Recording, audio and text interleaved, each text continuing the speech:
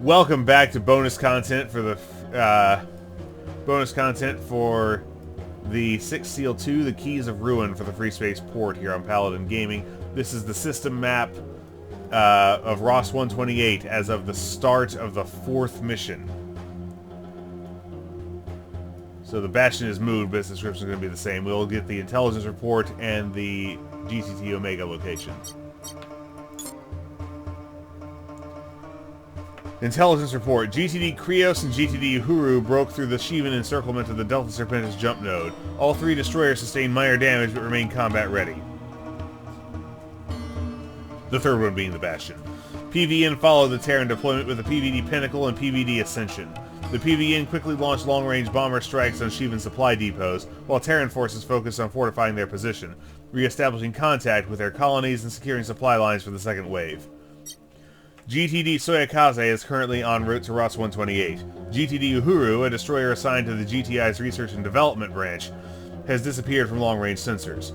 Terran affairs advisors aboard the Eternity conjecture that other GTI elements may have survived the Shivan assault and continued covert operations, and that the Uhuru is attempting to re-establish contact. Rear Admiral Urshu has ordered all Guardians to avoid contact with such parties and to immediately report any sightings. Alright, and the GTT Omega approximate location.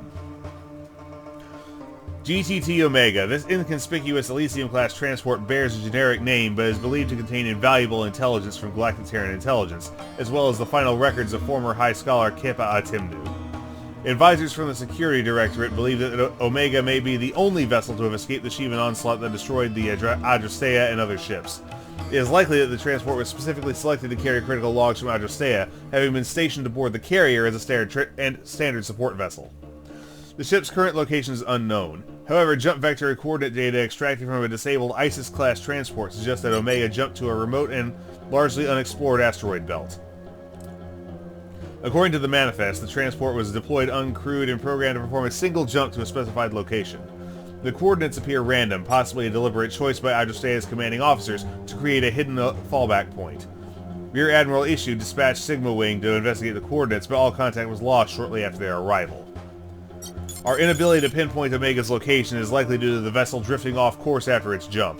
While other parties may also be seeking Omega, the high Shivan presence in the system reduces the likelihood of early detection, let alone successful retrieval.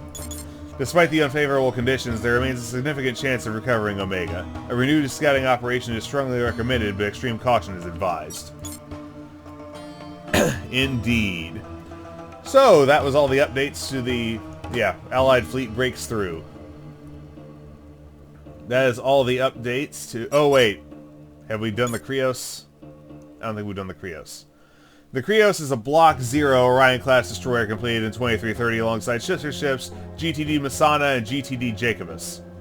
The first batch of Orion-class vessels saw considerable success on the front lines of the Terran Vasudan War, as older Vasudan warship classes like the Autumn-class destroyers and Ujjat-class carriers were unable to withstand the overwhelming firepower of the Orion's numerous railgun batteries.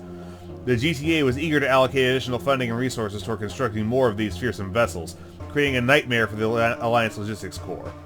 The Corps was already struggling to maintain existing the aging Unification War era Zagreus and Reliant class destroyers, and the Orion's teething troubles only created more headaches. The Krios was the 8th Orion class destroyer to be completed. I feel like I've read this. Did I drop in on the system map during the main play? Like the other Block D Orions, the Krios suffered from major technical issues due to the hurried development and a shortened evaluation period. Incompatibility of parts, the need to import essential components from parent factories in Sol, and prolonged dry dock maintenance cycles left many destroyers unable to participate in critical battles.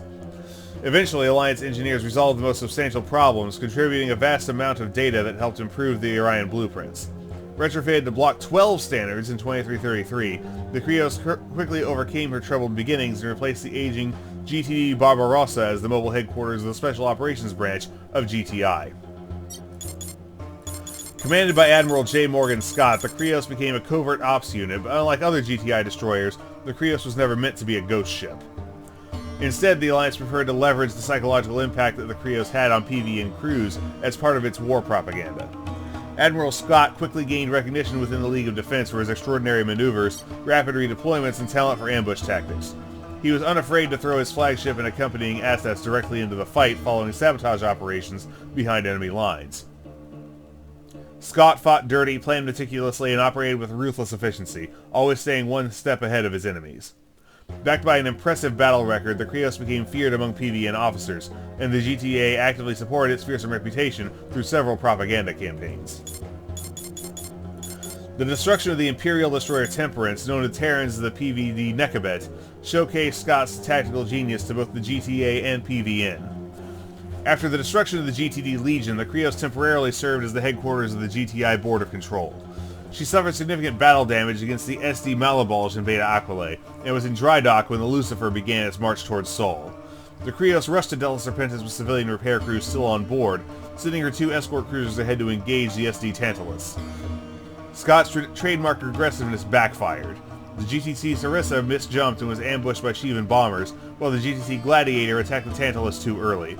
Both were lost with all hands. When the Krios reached Delta Serpentis, she was too late to catch the Lucifer, but she did assist the heavily damaged GTD Bastion against the Hammer of Light Destroyer Prophecy, forcing the HOL vessel to retreat from Delta Serpentis.